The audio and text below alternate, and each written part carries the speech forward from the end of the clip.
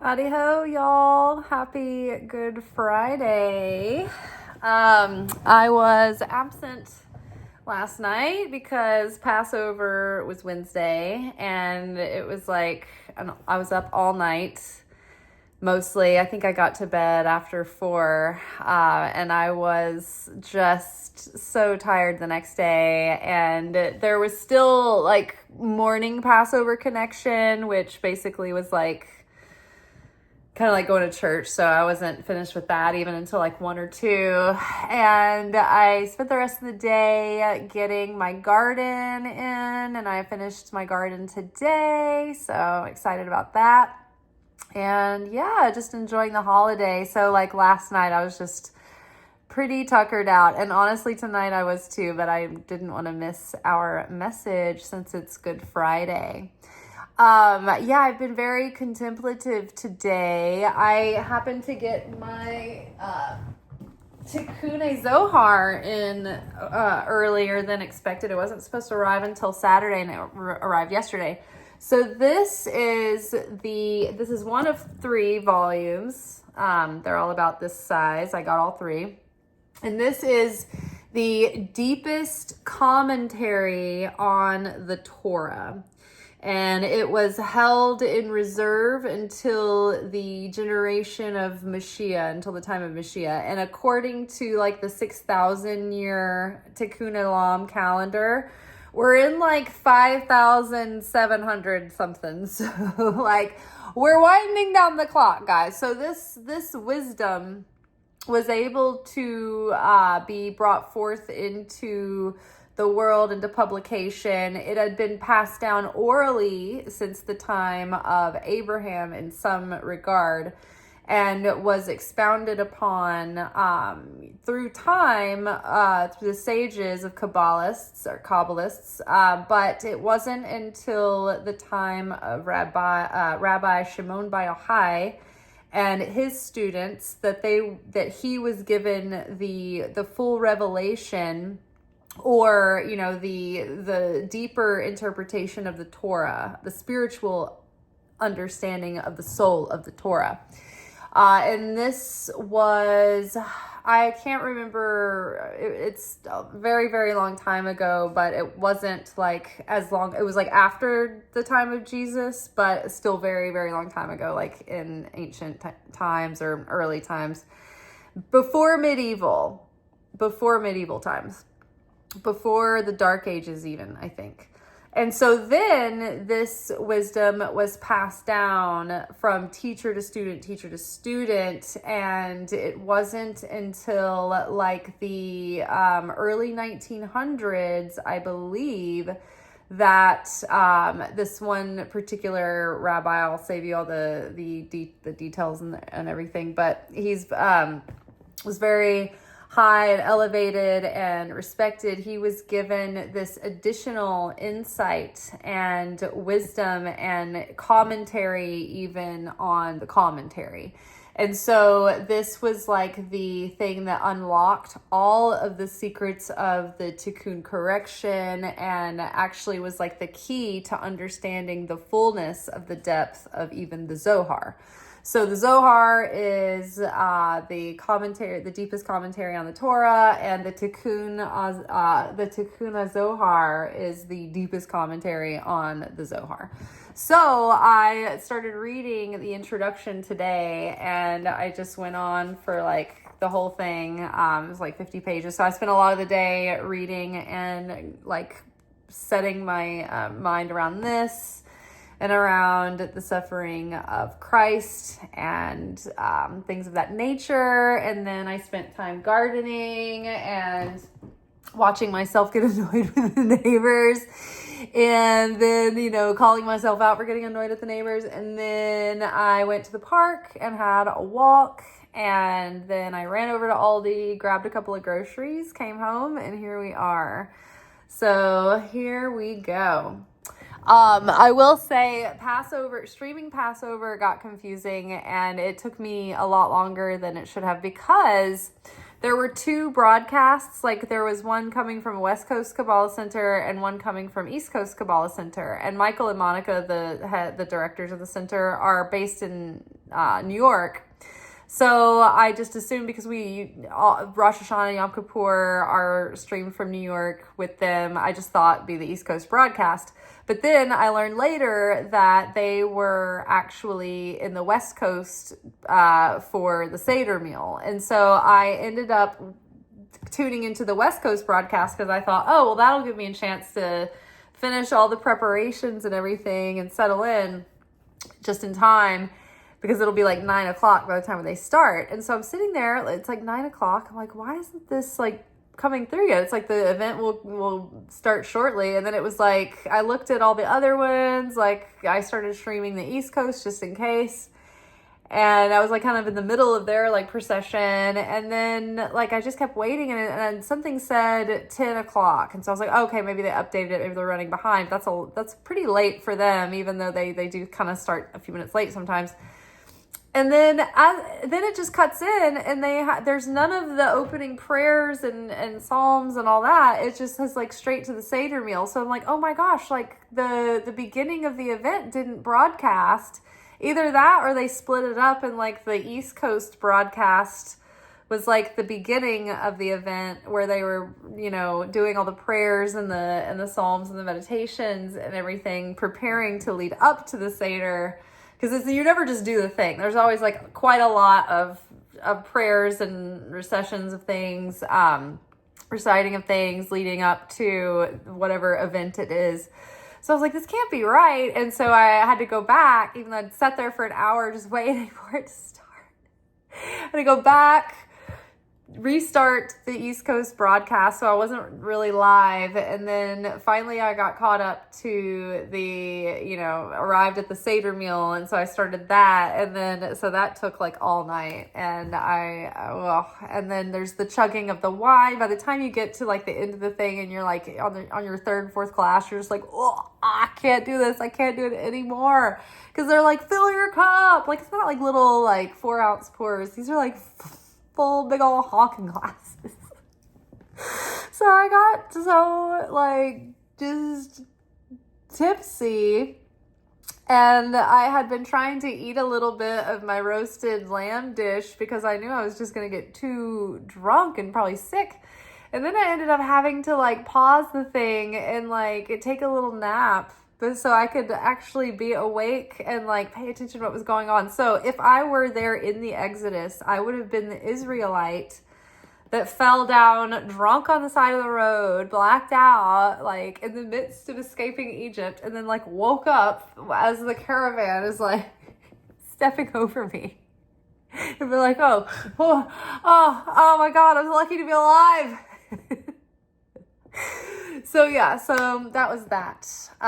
So happy to be here. Glad to be here. Happy Good Friday. Okay, we had a lot of cards come out. And I'm not necessarily going to go into depth over each of them. A lot of the imagery tells the story. So I'm going to show you guys the cards, and then I'm going to let you listen to the audio, and then we'll come back and talk a little bit, but the audio really says it. So from the Radiant Sun Oracle, we have flirtation, followed by submission, followed by defense,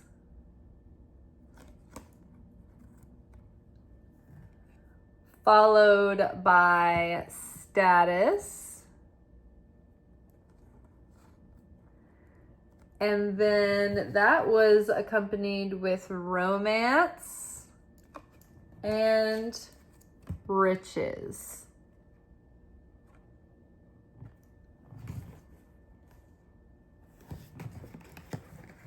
It's funny because there were so many cards that came out, and yet the message was so simple. And then out of the tarot, we have the Sun, followed by the Two Wands, followed by the Seven of Cups, followed by Eight of Wands, and Ace of Swords. All right. These cards tell the story of the battle of good and evil competing for the ownership of our souls. And it talks about the crucifixion and the resurrection and the age of Mashiach. So I'm going to let you listen to the audio, and I think when you see it all laid out and you hear me talk about it, it'll start making more sense, and then I'll show you what I mean in the cards. Until we embrace and embody the desire to share and restrict the desire to receive for the self alone, we will live in chaos, destruction, war, and oppression. Jesus laid down his life willingly, and therefore he was elevated to the highest level of transcending death to pick his life back up. When we purify ourselves of our evil inclination, we gradually rise above the limitations of the physical realm and elevate into the realm of miracles.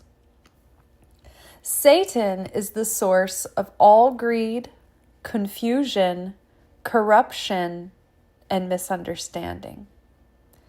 When we subdue our desire for earthly pursuits of the flesh, we gain more and more power over that evil inclination and eventually power over the evil one. Until we as a collective reach a critical mass of the consciousness of unselfish love for our neighbor, we will live under the oppression of evil. When we pursue the treasures of wholeness, true wisdom, understanding, and compassion, we will usher in the age of Messiah, which is the time of peace, fulfillment, and everlasting life. We are not free until we are all free. Each individual has to arrive at this by their own accord. There is no force or coercion in spirituality. The current world order praises riches, power, influence, lust, greed, gluttony, violence, and ignorance. They blaspheme the name of Christ by using it as a brand to manipulate and confuse the masses. Jesus was able to rise from the dead because he willingly gave his life, knowing full well that his mission, his ministry, his words, his deeds, and his actions would lead him to great suffering. He gave his life so that we may receive the light, to be saved and liberated from darkness through adopting the discipline of his teachings. Today is Good Friday.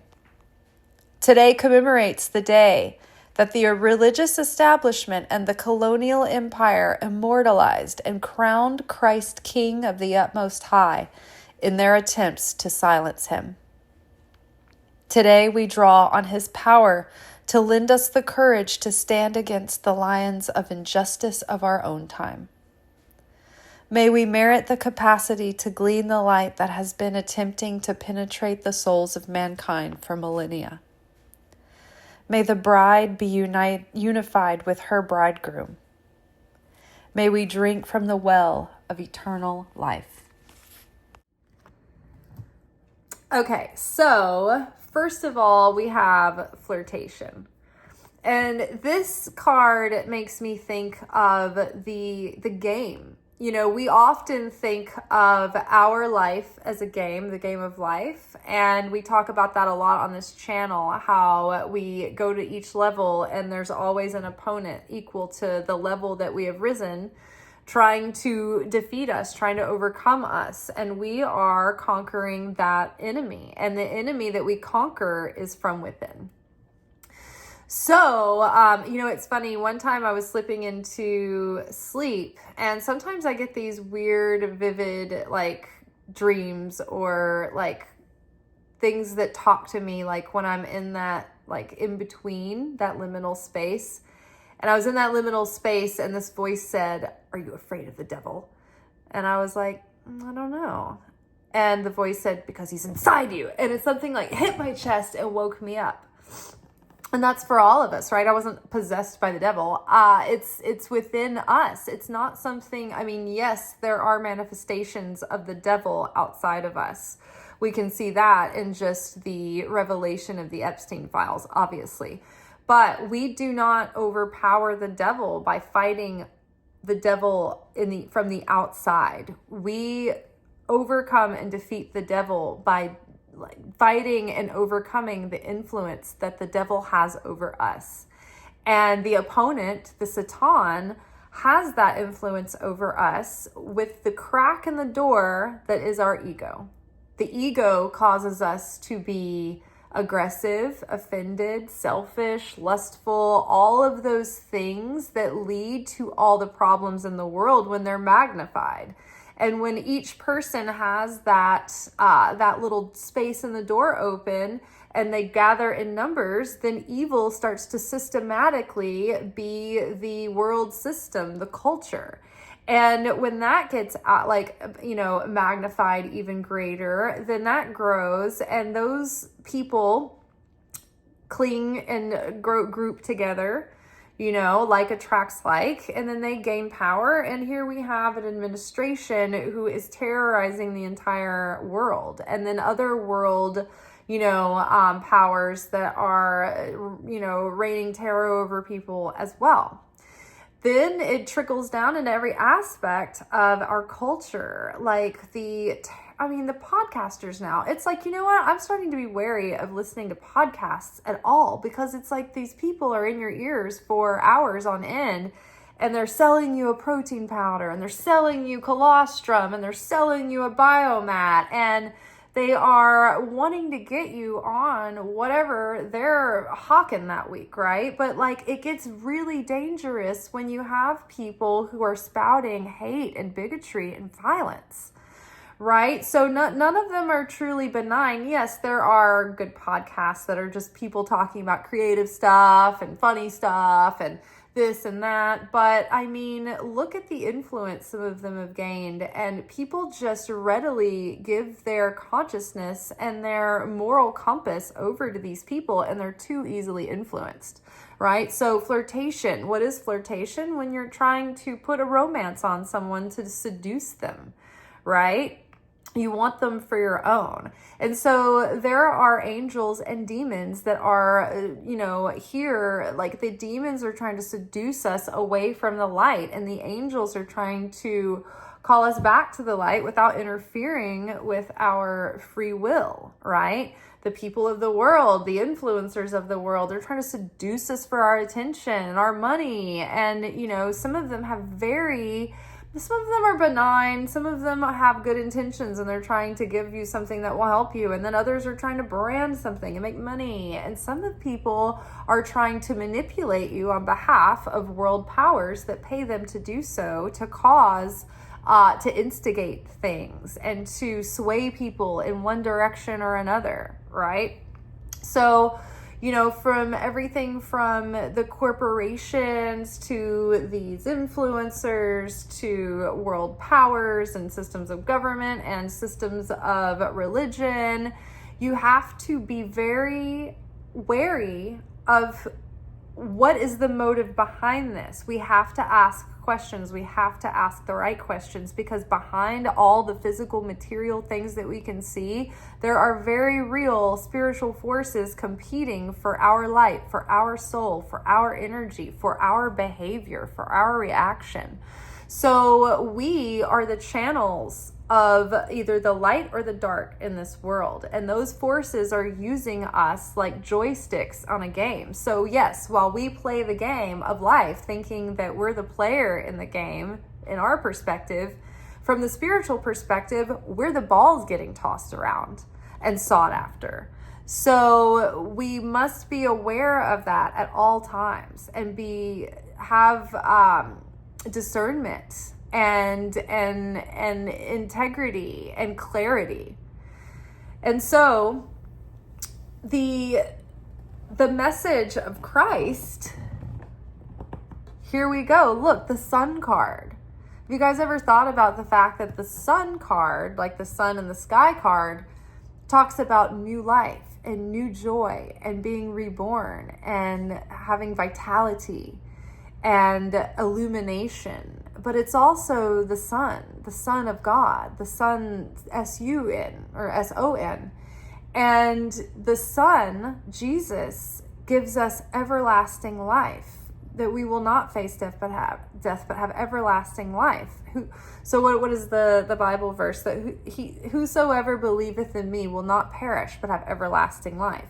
Now that is presumably true for the afterlife, when our soul leaves this body and we progress through the stages there.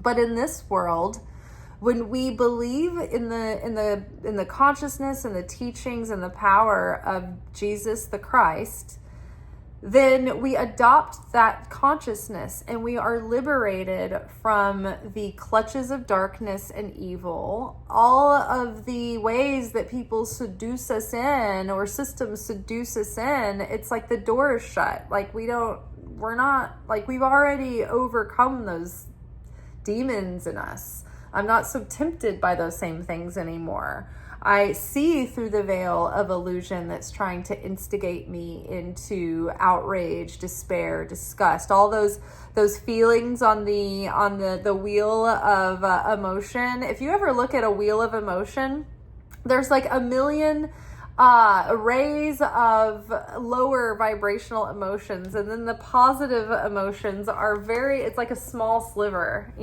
because again, the light is simple, the Satan is complicated.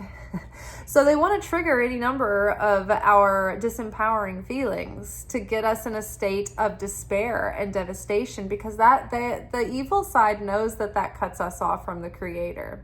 And what makes people probably are so confused. They're like, why is it that the awful side, the evil side, the side that is, tormenting people and committing violence and atrocities and dismantling our justice and democracy, like, why is it, and like the corporations who are evil and greedy, who are poisoning us and exploiting us and stealing our land, and literally I was watching videos of some company dumping oil into the water reserves of these like streams in Virginia because they wanted to steal the land and they wanted to chase people out of the town.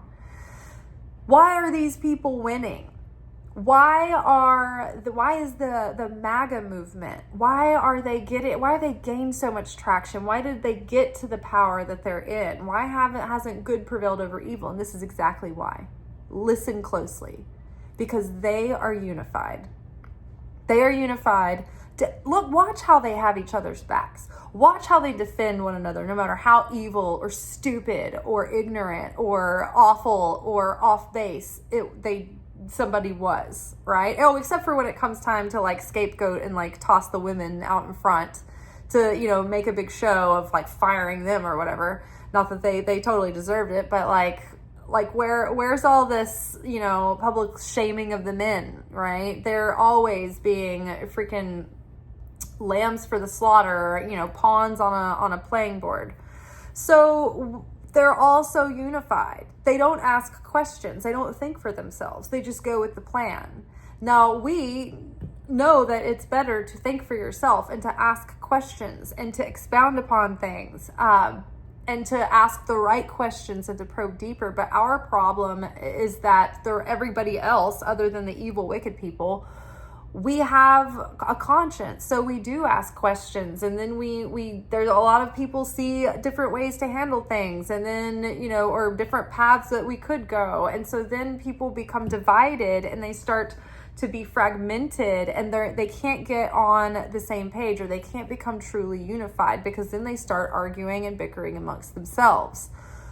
The other side, extremists, they're just like, go with the plan. We are united. We are one with one another. They're not better. They just know how the laws of the universe work. They know how the spiritual laws work. God's sentiment is not at play here. it is the law of God that is at play. And when you know how that works, you start to understand why, when we get in these moral dilemmas of like, why do good things happen to bad people, and why do bad things happen to good people? We see that it's because we're not operating the car with any kind of ability to drive, right? So the evil side, who are, doing ritual sacrifice, they have full faith in what they believe in, and they have full understanding and certainty of what exists beyond this material realm. They know how to use the spiritual laws, and they are using them, and they have been succeeding at it.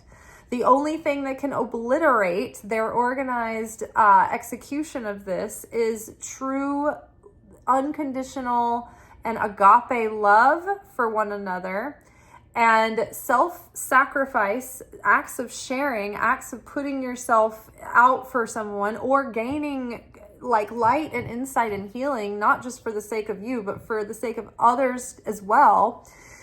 And also to learn the wisdom of understanding the soul of the Torah and the soul of all the scriptures that follow the Torah.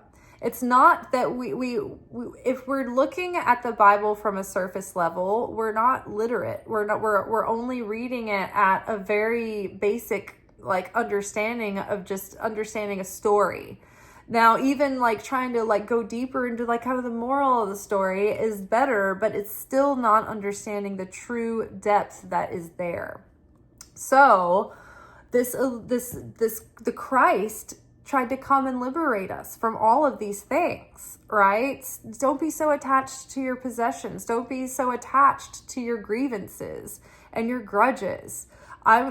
Jesus was trying to tell us that you will live the truth, and then you will know the truth, and that truth will set you free. It is a living understanding that one comes to by their own accord, not because they were coerced into it, but when you're open and willing, you will have the revelation by something that has been triggered in your own experience that has finally awakened you to become aware.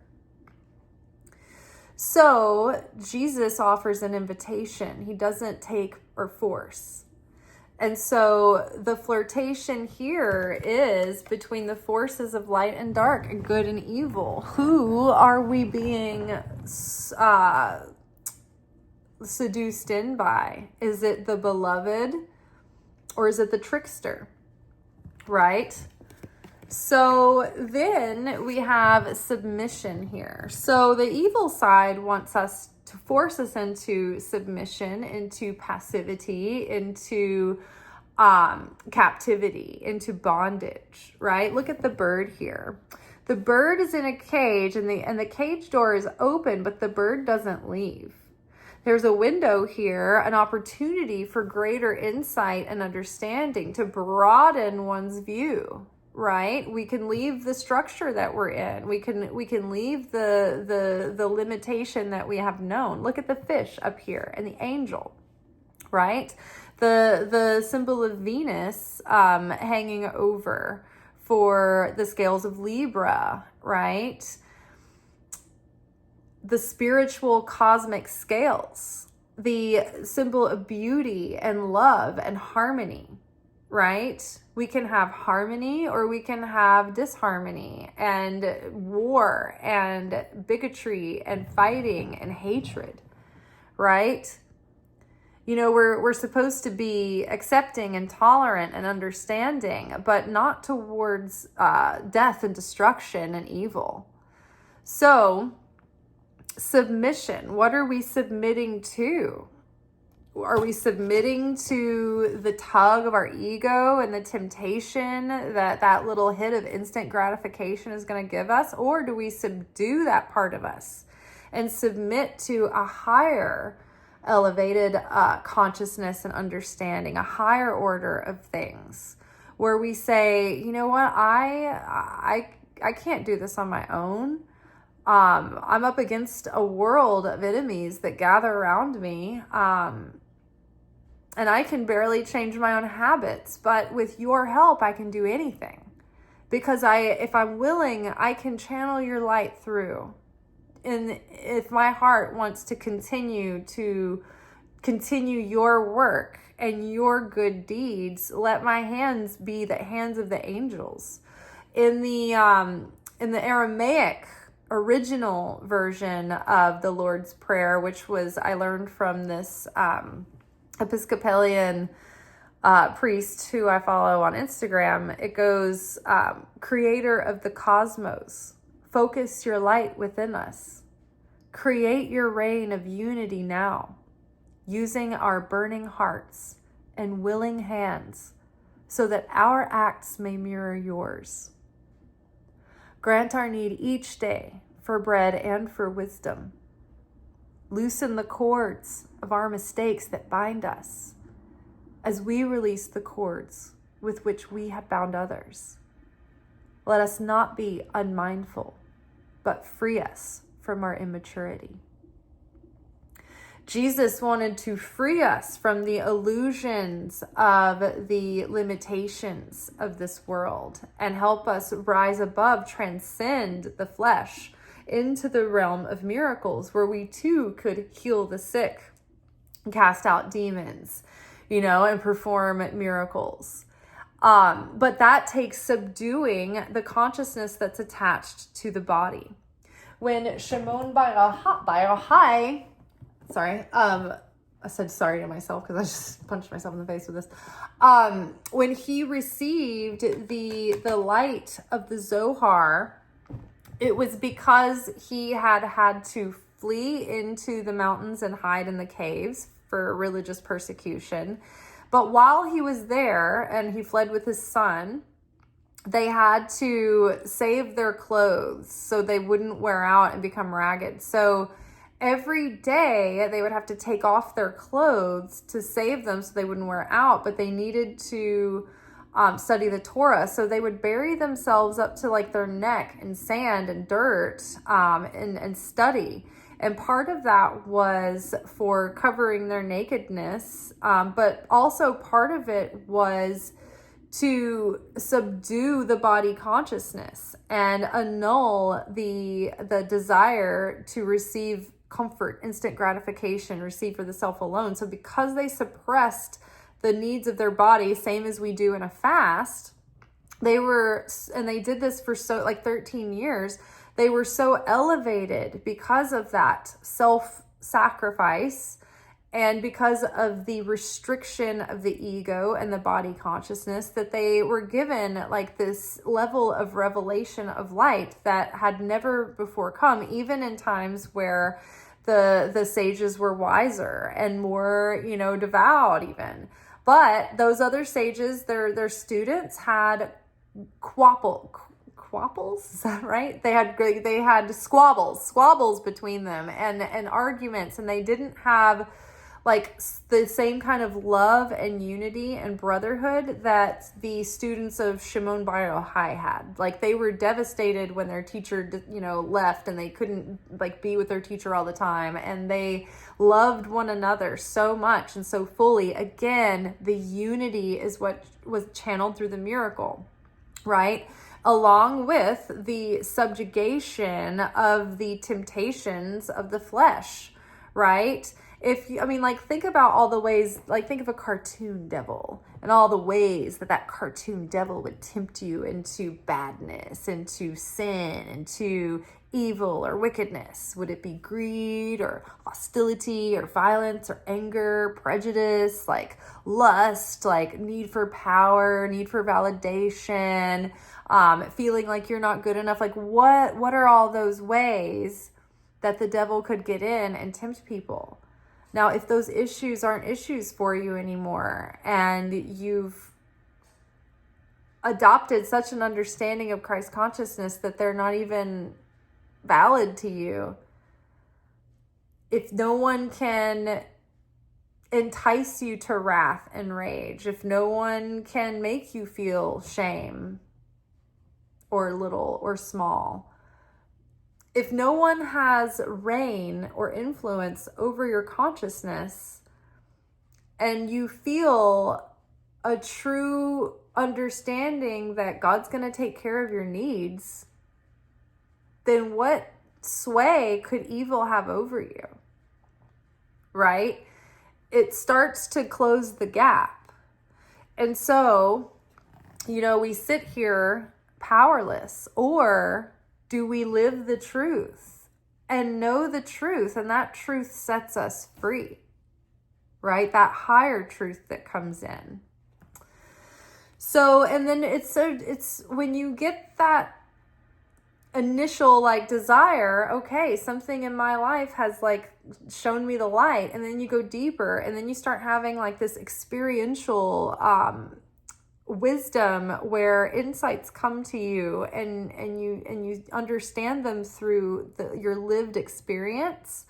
Then when people start blabbing and spouting all of this darkness, and they're taking the Lord's name in vain, and they're invoking the name of Christ and putting it on their agendas, then you see right through it. You see through the veil of illusion.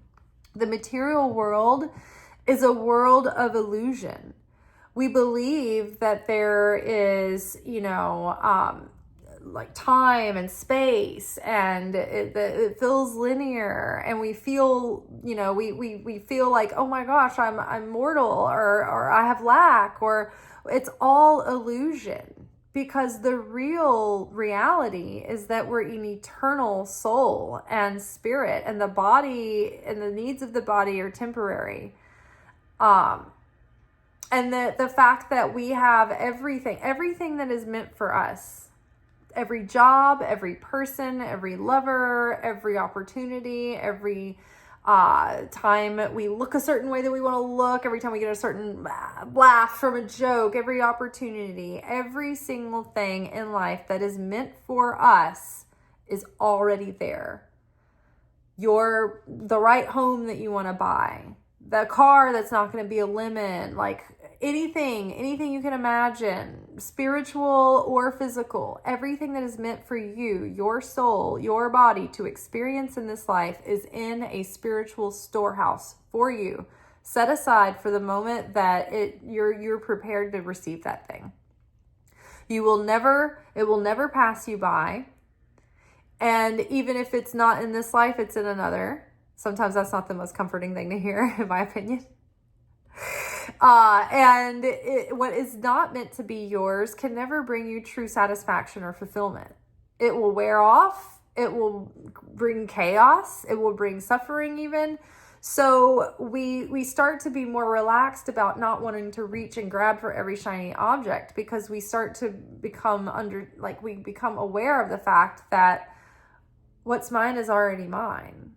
It's already there. I have everything. I'm fully whole and complete. My perfected spirit is already there. It's within me. This is just part of the process. This is taking the show or movie and making it a show. It's like Harry Potter, the movie, is already complete in its completion, or the book, the series is already complete in its completion. But then there was a movie, and then we're like, no, you know what? The movie went by too fast. Let's slow it down into a series now, and they're gonna make a whole season on every book, right? So too is life. My soul is already in a perfected state in my spirit, but don't I have the pleasure of slowing it down and living this life and going through a process of the hero's journey to reveal the light of my soul, to face my fears, to face my smallness, to overcome challenge, to make it a great story, a great experience, a life. And not only that, we don't just have the one movie, even better. Our soul is going to reincarnate again and again. So we even stretch it out, give us a series, right? How many seasons? So again, we can submit joyfully to a higher truth, and it's more like surrendering and releasing the burden, right? And so we sit here, and the evil world system wants to make us feel powerless. Doomsday. darkness and tyranny, right? Wanting us to submit under the heel of the oppressor. And here we sit here waiting, the Two of Wands. It's like waiting for the coming of the age of Mashiach, which is the coming of the age of peace and fulfillment. In our minds, like, we don't want the end of the world to come, but I think we all crave a world of peace and unity where everyone's fed and everyone's taken care of and everyone is living harmoniously. And that's what the age of Mashiach is. And that's what Messiah stands for. In the Bible, when Jesus had come as the Messiah in the times they were living in, people kept waiting for him to, like, okay, so when are we gonna do like the army stuff? Like, when are we gonna, like, take on the government? And like, when are you gonna amass an army? Like, they kept thinking it was this like material world context and this physical fight, and he was going to be like the king of their people and rule in like governmental authority. They were very limited in their thinking. Like, the Messiah came all this way. You've waited for them for thousands of years to what? Just live for a couple of generations in peace? Like, what was that really like? And they couldn't comprehend that he was talking about an eternal light and a deep peace and understanding of fulfillment within. When you're in this life, the kingdom is within you. You're either living in heaven or hell at any given time. And there's life after this, and an eternal afterlife where your spirit is going to look at this differently. And that yet they're still so consumed with the material world and living within that alone. They were so stuck in the grips of the illusion that they couldn't even see the greater, the real, aspect or the real message that Jesus was trying to give them. Even down to when he kept telling them we're not taking over the government. We're going to Jerusalem. They're going to kill me. They're eventually going to kill you, but not for a while.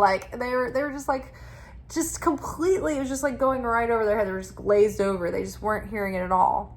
And now, after 2,000 years, humanity's consciousness hasn't changed at all. We're still living in the same times. We have the oppression of an empire who has used religion as a way to control people. Then we have the oppression of organized religion who has has locked up the real wisdom, and they just want to keep the people passive and continuing to come in, fill up the seats, tithe to them, obviously, because, the church is run like a business now. And so we're still waiting. It's like this Two of Wands is like someone who has got things together, but now they're waiting for the next thing. They're waiting for the next step. This life is like a waiting room. We're waiting for the afterlife, but the thing is that it's happening here, now. Right? Don't wait for some far off event. You are in this kingdom now. Who are you serving? Right? And so we also await the coming of Mashiach, and so many people think that corporate machine gun Jesus is going to ride a tank through a bunch of clouds that are going to roll back. But a lot of us understand that before there's any actual appearance of a character Jesus that comes back, if that's ever even going to happen in that way, or if he's going to incarnate in the physical or not, it doesn't, maybe not, maybe we don't see him until we're out of the material realm. We don't know. But what we do know is that the Christ has to be reborn and return through the embodiment, finally, and the revelation of Christ consciousness within humanity. Jesus said when he left the temple, this is the last time you're going to see me until you rejoice at my like at the returning of my goodness, or I can't remember the line that he was like drop the mic to on the way out of the temple. This was Chosen episode, season 5, episode like 3 maybe, when he like does his last big like tear up the marketplace, tells off the Pharisees one last good time, and then like he like tells people how it is, and then he's like drop the mic, and he's like y'all won't see me again until you say blessed is he who comes, or I can't remember that, but anyway, same, we're like, when's he coming, and it's like, okay, well, our consciousness has to bring about our own inner peace, the awakening and revelation of Christ within us. Like, it's like we can't do this on our own, but it also can't happen without us taking action and like transforming and changing and accepting this in. It's an active thing that we participate in. It's not just passive, wait for it to be done for me. So we're waiting. We are waiting, and we are not waiting in passively, but we are actively standing by. That's what we would say in production, right? When there's not anything for your department to do necessarily, but so you're not sitting around idle, but you're actively standing by, awaiting any second somebody could call you or need you or whatever, and you have to be ready to move. Time's of the essence. So then we've got defense here next to status. And this is like, to me, this is like all of this performance and violence. It's like this show of force, and it's nothing but self-serving. It's nothing but serving the ego, and it's for a feeling of status and power and lording over everyone. And this really is the crown jewel on the world of illusion, of the system of illusions and lies. Here we have these two cards paired over the seven of cups. What is the 7 of cups? It's illusion. It's being in a dreamy fantasy state, like being confused about what choice to make, right? Where like some people have been, choosing evil, thinking that they're righteous in that in some way. They've been confused. This card can talk about confusion, but the Satan, the oppressor, the opponent, he's running free in this world. This is the world he reigns. This is the world of illusion. This is the world of death and decay and expiration dates. And this is the world where we have to traverse dangerous territory to overcome our adversary. And so what are the tactics of the adversary? Illusion, spinning lies. And what do we see this incarnate in the illusions and lies and propaganda that is being spouted with absolute rooted in evil, but slapped on with brought to you by Jesus, brought to you by Christian nationalism, brought to you by the Heritage Foundation. If you hear the words Heritage Foundation, think conspiracy, liars, white supremacy, absolute corruption, hatred, plotting against you day and night. They crafted the Project 2025 that passed that bill that started raining down fucking hellfire and fury and bullshit last year. Now it's progressing into the SAVE Act, which is attempting to disenfranchise millions of voters, and including taking away married women's right to vote because their name isn't going to match their birth certificate on their voter ID. It's going to take quite a lot of jumping through hoops for these women to get all of the paperwork involved into making themselves eligible to vote if this passes. Now, the Democrats actually helped us and saved us because the Republicans finally caved in the government shutdown, and that means that they did not get to that they were trying to sneak the SAVE Act in to the negotiations on the budget for Homeland Security, which was like the TSA and funding ICE. And the Democrats basically were like, look, we want ICE to wear badges with their badge number. We want body cameras, and we want them to take their masks off. They have to at least be held accountable for their actions, because their criminal activity is out of control, and they're terrorizing the country. And the Republicans didn't want to do that. They didn't want even the ICE agents to be at least as accountable as the police department. So after all of this pressure, they finally caved, and now the SAVE Act has not passed. But I saw so much propaganda with people, like the news interviewing like nice looking young women who are like, I mean, it's just like, this is for our country. We should just pass this bill and do the SAVE Act and let it roll and get everybody paid. And it's like, they just find someone who looks nice and commercially appealing and can sound like they are articulate enough on camera. And then they're, look like a squeaky clean girl next door. No, not particularly this way or that. And I'm gonna, just sneak in, like, let's get everybody paid, and let's give up our right to vote. And it's like people are so easy that they're just taking in these things. And they're like, okay. Ask questions. Don't be passive. Pierce the veil of illusion, right? Ask who's behind any of this. What are their motives? Is it status? Is it money? Right? When that, oh my God, I heard like this, one of the like independent news guys was like doing an interview debating one of these like podcasters, and she was just sitting there and, in her, she had okay looks, but you could tell it was like she was considered someone who would be hot enough to influence and, sway ignorant people who would be seduced in. And she was so hateful, so ignorant, had no facts.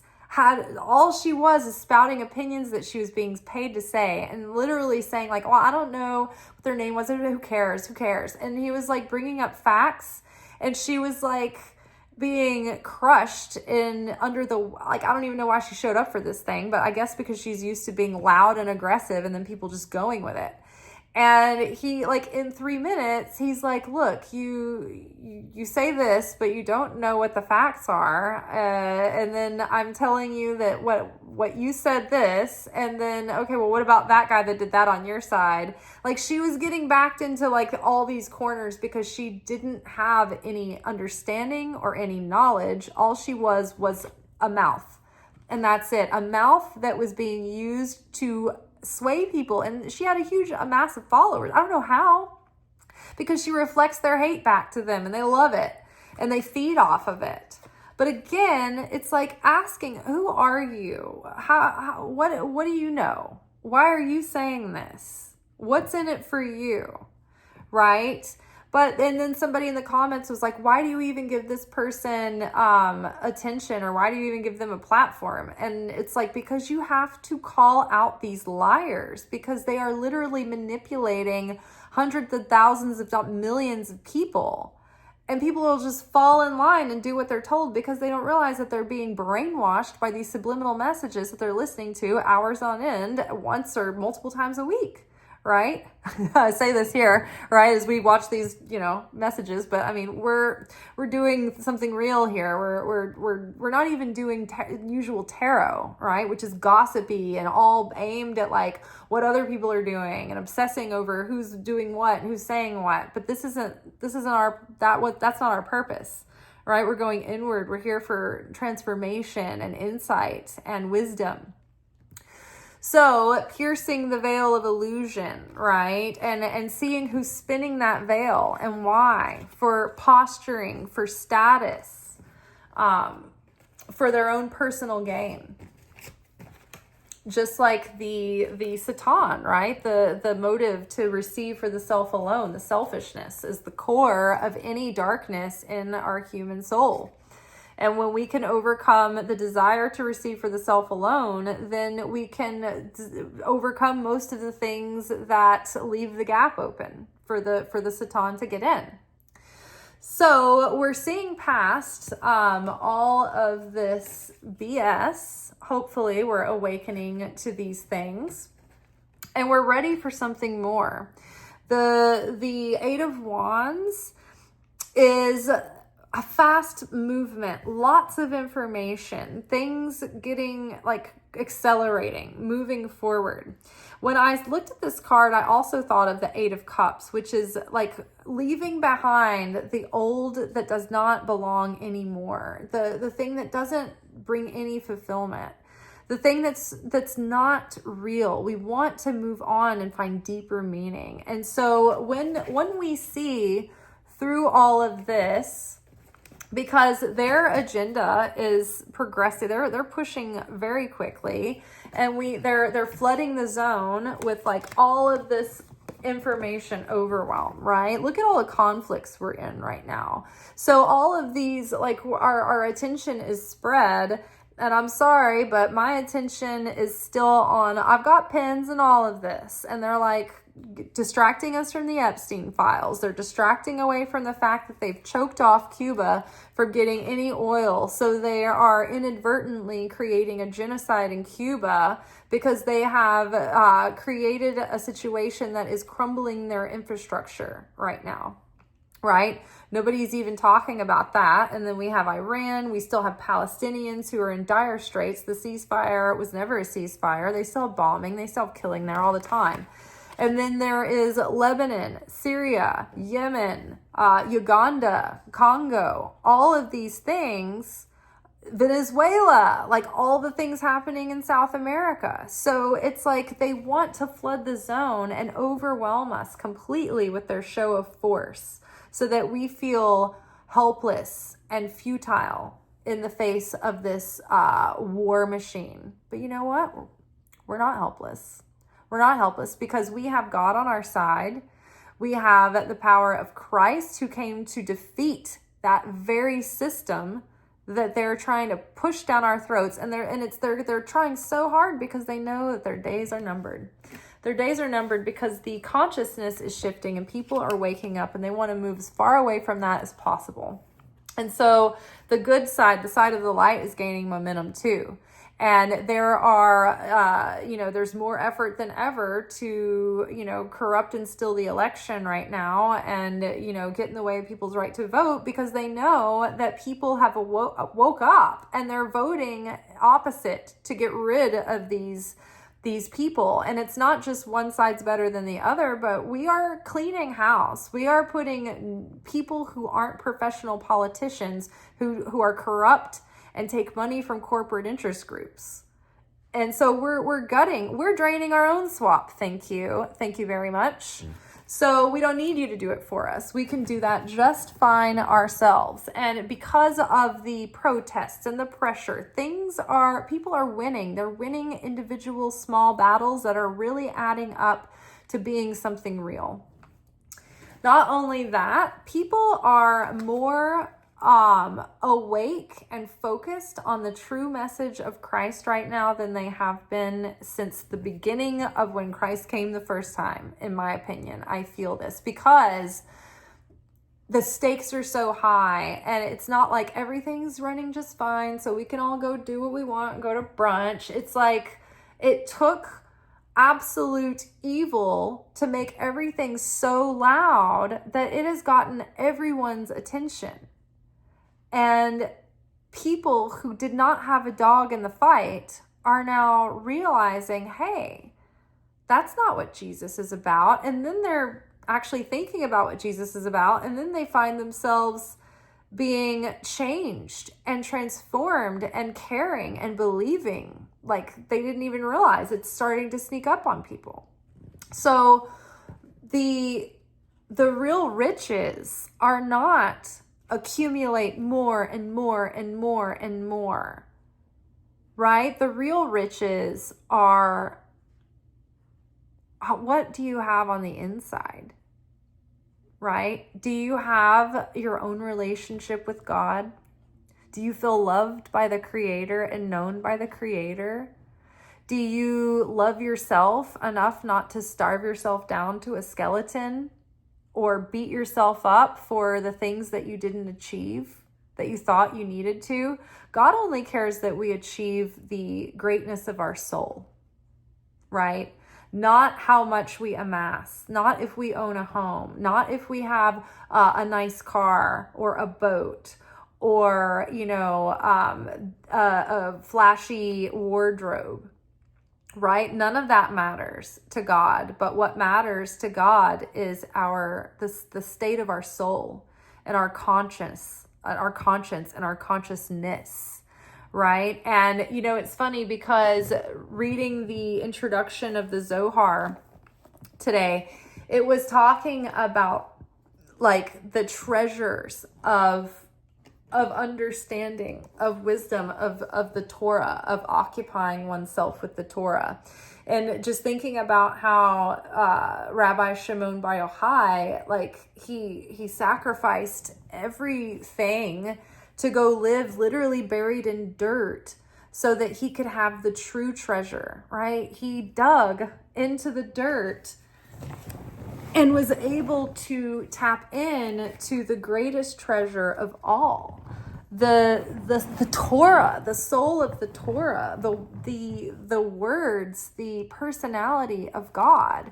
And when you see past the surface stories and you understand the deeper meaning and the real language being spoken, it changes everything, and it changes your entire understanding of what you're reading. And then it becomes really magnificent and beautiful. And so we understand that if it were up to God,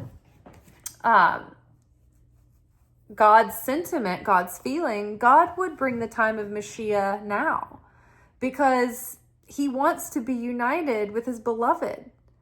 Everything he's been trying to tell us, the Torah, he gave us the Torah, he gave us the 72 names of God, he gave us everything so that we could be return back to our wholeness and be in union with him again. But every time God does it for us, it creates bread of shame. It extends the process, and we have to work our way back, because when God just does it for us, like the Exodus, we end up in the wilderness complaining and wanting to go back to Egypt because the real change didn't happen. We didn't transform. We didn't transform our consciousness. We didn't subdue our flesh. We didn't subdue our evil inclination or our egoism. We just got bailed out. And so God wants to bail us out. He wants to send Mashiach, but he knows that we cannot hold that harmony and the vibration of Mashiach unless we transform and be in the vibration of Mashiach. You can't vibrationally lie. It can't happen. And so we are wooed back into this process. And Jesus came, the bridegroom, to the bride directly to say, hey, I'm here with you now. I wanted to be with you, but I've got to give you the way to me. I'm not going to be here forever. You're going to only have me for a little bit of time, and I'm going to have to go. But here is the map to get back to me. And I want you with me, beloved. When Adam and Eve were in the Garden of Eden, they were in a metaphysical paradise that was a world of light. It wasn't of the material world we live in. And they were unclothed. They did not have flesh. And so they were unified with God. They were in absolute paradise and harmony. And they were all in wholeness and happiness until they fell and shame took hold. And they had to go through this process to unbind themselves from the material world, to correct the soul back to its original state, to get back vibrationally into paradise, to be with the beloved. The language in the Song of Songs, and in so much of the writings is talking about a bride and the bridegroom being joined in the bridal chamber, the beloved, this romance, right? It's the soul being called back to oneness with its beloved, with the Creator, right? And we can only do that through the revelation of truth. The sword, Ace of Swords, a new consciousness, new ideas, something that cuts something decisively. There was the past is gone, and the future is now, is here in the present. I'm drawing a line in the sand. I'm cutting down to the truth of this. This is right and this is wrong. This is dark and this is light. This is good and this is bad. We don't always know what's good and bad because we don't see the greater context and the greater purpose behind things, but we do know when something's good and when something's evil, right? So this sword of clarity, the sword of truth, the sword of the Lord even, right, is the word, the Torah. And people use it, they weaponize it. And they use it to beat people into submission and coerce them. And it was never meant to be that way. It was supposed to be a love letter of understanding something over time as we glean little by little. And it changes us and elevates us and brings us back into that state of unity and paradise. And we can have that, but we have to choose it. And we have to make it our mission. And let me tell you, the hours went by and I didn't even feel them because it was just like I felt like I was getting treasure out of this. And it's really interesting too, because this week my mom had a dream that me and my sister-in-law were in this antique store. And on the outside, the building was like super dilapidated and run down. But on the inside, she said there were all of these unique and beautiful treasures, like stuff that you would never find anywhere. My mom is like a really talented antiquer. A lot of the stuff you see that I have is like stuff from her house that she didn't have room for, she gave to me. But she's very talented at putting aesthetics together and treasure hunting and seeing something and the potential of something. Which reminds me, don't let me forget to talk about ash and dirt. But we've touched on that this week, but that's important. And so we were going through and finding all these treasures in this place. And she was really preoccupied with the fact that we all came in the same car. And she didn't want anybody to leave and drive away while the other was still inside. She didn't want Becky to leave and drive off and not take me with her, and she didn't want me to drive off and accidentally leave Becky because we were all in the same car. And I just think it's interesting that the treasures inside, like the outer structure, wasn't much to see. And that is like the shell of the body, the appearance, the surface of the person. The treasures within are the treasures that we have uncovered, right? The treasures of transformation. Now, parallel, the outer covering of the store, of the dilapidated antique mall, was the container of the Torah, of the words of the Torah. When you read it on the surface, it's like, what is this? What are we supposed to draw from the point of the story? Like, these people were, not perfect. They weren't even, admirable, some of them. Like, I don't understand. And it's the soul of understanding what is underneath those surface stories that are the true treasures revealed. And I hope I can find the passage that, let's see.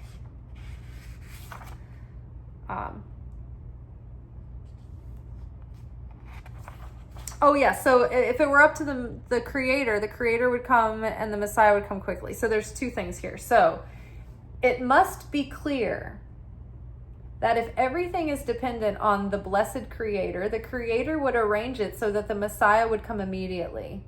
The biggest problem arises from the mistake we make when we ask the creator to send the Messiah as if it depends on the creator's approval or disapproval of our request. Although it seems at times that the creator does not heed our cry, it is not worthwhile to think so, even for a minute. The creator is ready to fulfill all requests at any given moment, but there is a small problem, according to the teaching and technology of Kabbalah, called bread of shame. We are beholden to perform the work for the Messiah to come because the revelation of the Messiah depends on us alone and not on the sentiments of the creator. Therefore, there are two demands in our natural laws that we require.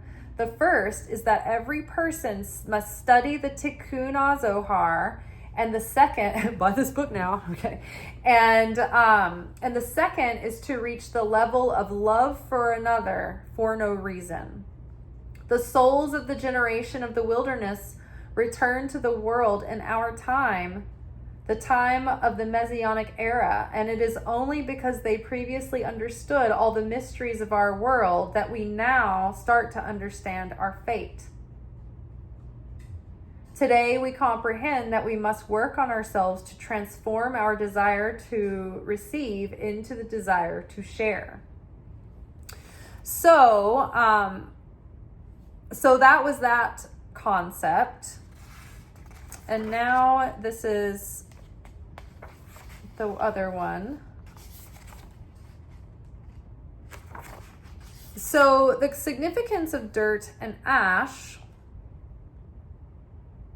Okay, here we go. The significance of dirt and ash, before I forget. Isaac, the patriarch, the son of Abraham, said, I am dirt and ash.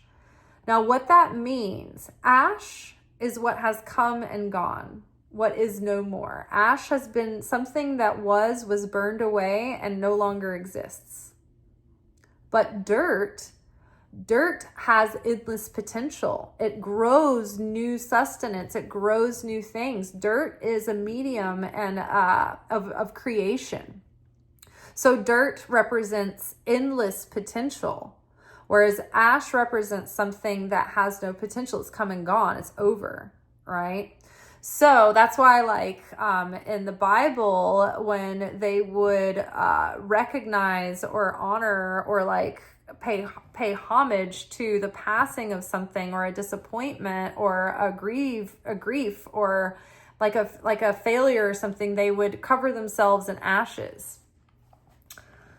Okay, so then back to the sages, particularly, namely Shimon Bar Yochai and the Rav Isaac Luria and let's see, where the Rav Ashlag and Rav Brandwein make a point here.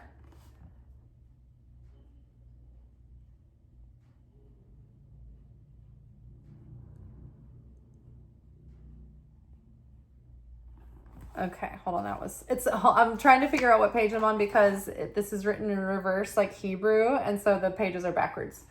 Okay. So, come and behold. There is a dress that is visible to everyone. Okay, hold on. Let me go back further. So, therefore, this story of the Torah is the mantle of the Torah. He who thinks that this mantle is the actual essence of the Torah and that nothing else is in there, let him breathe his last and let him have no portion of the world to come. Therefore, David said, open my eyes that I may behold wondrous things out of your Torah. That's Psalm 119:18.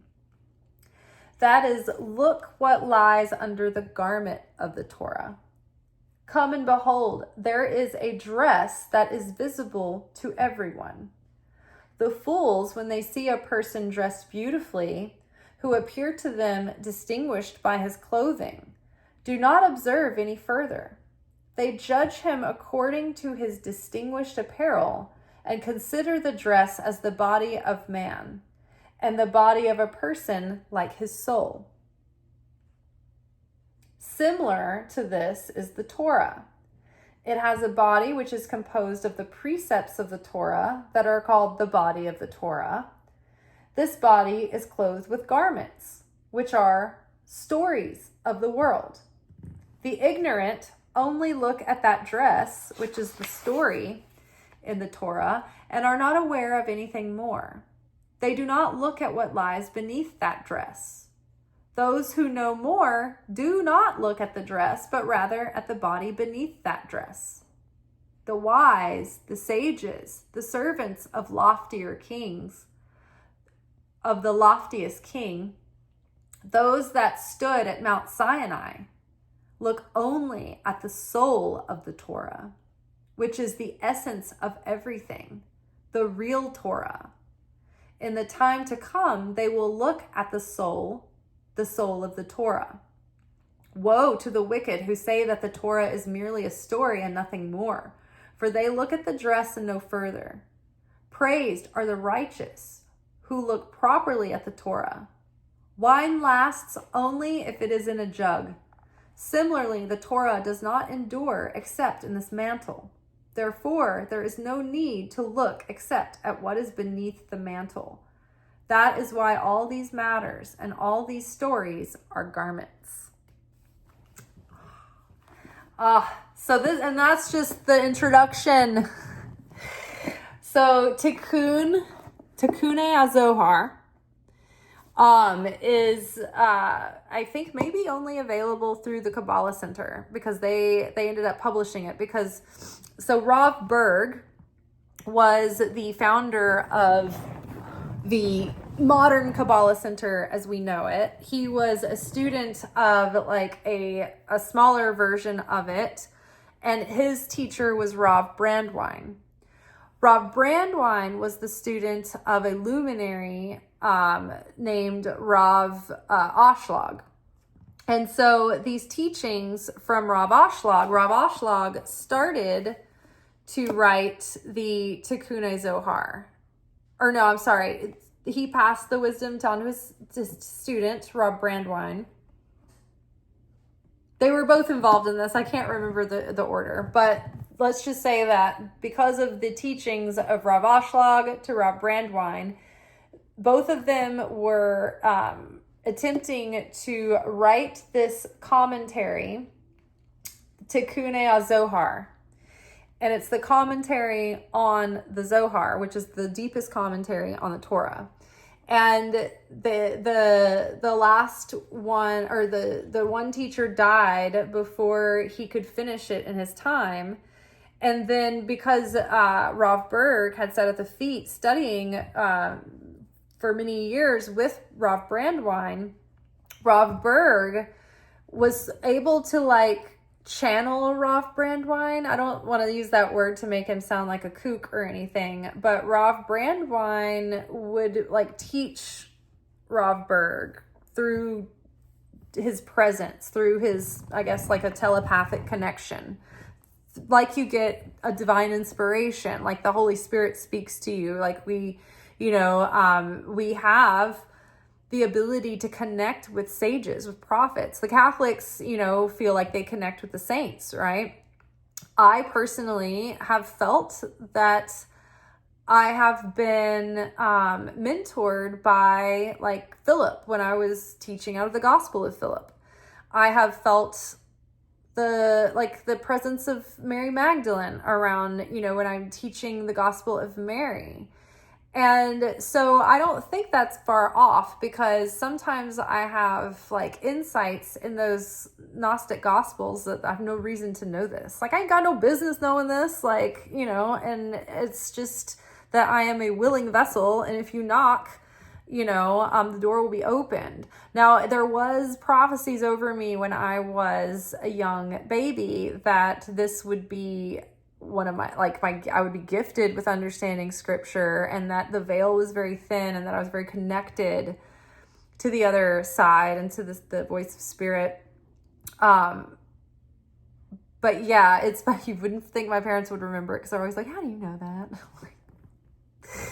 But I feel that I witness it myself, because I'm like, there's no way I should understand this the way that I do. But I must have like studied it in past lives, for all I know, I was like a student of one of these rabbis, or maybe I was a rabbi. I don't know. But there you have it. And I feel that like when you decide to connect with any one of these sages, prophets, Moses, Elijah, whoever, pick your luminary.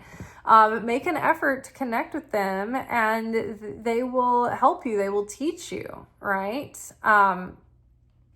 But be aware, because they went through their own suffering. And so when you are close to a teacher in that way, you might experience some of their suffering also, or aspects of it. Moses had to deal with people who, he was misunderstood, and he wasn't the most popular, and people questioned his authority, but he just was like, knew that came with the territory. He had to completely subdue his ego, to be the leader and the spiritual leader of these people. So, each one has their own journey and their own set of challenges. I think that's all for tonight. I think we covered really everything, and I'm really glad that I had the book here ready to open. So yeah, if you guys are ever interested in this, it is in the Kabbalah Center. Oh, but anyway, so they ended up, Rav Berg, before he died, started to attempt to finish the rest of the commentary where his teacher had left off to get the rest of it finished.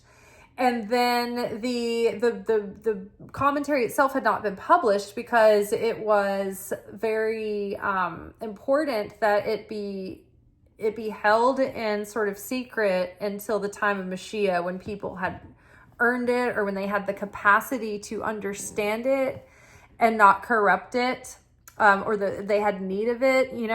There's a lot that goes into why it had to be during this time. And so that's kind of when the Kabbalah Center started taking off and growing. And then the Rav started getting all these death threats because of people wanting to keep the knowledge like behind gates and all this stuff. And they weren't even people studying the wisdom. They were just like wanting to keep it. They were gatekeepers, all the reasons why people do the gatekeeping for many reasons. But they did it anyway. And so now there's like millions of students that study with Kabbalah Center. But the main key of the Kabbalah Center is learning how to be a vessel of sharing, and restricting the desire to receive for the self, and expanding the desire to receive for the sake of others, for the sake of sharing. And the study of the Zohar. And it's like the study of the Zohar is transformative. And that's why I do my daily Zohar every morning. I watch the videos with my teacher, Etienne Yardini. And so that's through the Kabbalah Center's like membership website. So I wanted to bring this up too, because somebody had commented that they had taken a glance at the Kabbalah Center website to check out the possibility of like streaming Passover. And so there's two different websites. So one website, their original website, was Kabbalah.com, but they changed that website to house their new kind of like courses that are on demand, so that like more lay people can come in and like start like courses and get interested without having to wait for a class to start, because the Zoom classes are 10 weeks long and they're each like an hour long and they go into depth. And then there's like breakout rooms where you can ask questions, and they workshop people's questions in class. And so it's like waiting for the class to start to sign up. So it's to have something to have available for people all the time. They started doing some like specific courses, and sometimes with like people who are like recognizable. Like for instance, Madonna does one. The person who looked into this mentioned that they had a class on Easter with Marianne Williamson, which I'm really excited about. I'm going to look for that when I get off here. But so that's Kabbalah.com. That's their on-demand like courses. And I think that one's like $9.99 a month. But the membership site where they do all the streaming of like the holiday events, and where they have like the in-depth classes that you can look for and like see what's coming and sign up for the ones that are up and coming. That website is onehouse.kabbalah.com, and you can sign up for like a free account where you can have access to some material, like some videos and articles. But in order to like gain access to like all the material, you have to have a membership, which is like $49.99 a month if you pay every month, or you can pay like in a bulk upfront sum and it's less. but that's the one I do, and I've never considered it a waste. It's always been, you know, the centerpiece of my week. I love it, and every day I use it, and I watch the daily Zohar, and then I take all my courses, and I do stream all my holidays through them. And there's more like material on that website than one person could ever get through in their life. But I love it. I love the center. I love the people's consciousness. And I mean, every single person that's actually like a member of the physical centers, like whenever they have a class or they talk about anything, I'm just like, wow, these are such better people than me. Like, I'm sure they have their flaws, but their inclination has been so transformed towards like understanding and compassion and goodness, and I can only aspire to have the merit of the gifts that I'm given. So I love that. I love that website. I love their membership. I love the center. I love the teachers. I love the teachings. Love the consciousness, but they have made it so that it is digestible to learn and understand, because these are very deep, difficult concepts. If you just try to read the Zohar yourself, it's incredibly dense and far out. But they make the wisdom tangible for modern times and the layman. And it feels like I have something in my nose, so I'm sorry, you guys, if I had like a bat in the cave for under the last hour. And they make it applicable to your life, to ways that you can apply the wisdom in your day to day. Whereas a lot of Kabbalah teachers out there, they get really focused on the like structure of the tree, the universe, like, and all of the very scientific spirituality of it all, dogmatic and fact oriented, and or I mean, you know, that's probably not the right word to say there, but like they get obsessed with the knowledge, but they don't translate it into livable wisdom, whereas the Kabbalah Center is really great about translating it into livable wisdom. And I've studied other Kabbalah teachers too, and they have their own, you know, everyone has their own area of like expertise and understanding and gifts, but I think that the Kabbalah Center gives the whole package, where you get wisdom, you get deep insights, but you understand how that can transform you and how that can apply to your actual life. All right, that is all for tonight. I hope y'all have a good Easter. I think I'm going to watch the Marianne Williamson course, or at least part of it, if I can find it. And yeah, it was good getting back at it tonight. I will be back tomorrow for Secret Teachings of Jesus, which is our study of the Gnostic Gospels. And we are in the Gospel of Thomas right now, which is super fun. I've been really liking it. Been loving hanging out with Thomas. And these are focused on Jesus's specific teachings. So very exciting. Very exciting. All right, y'all. Until then, may peace be with you. Ciao.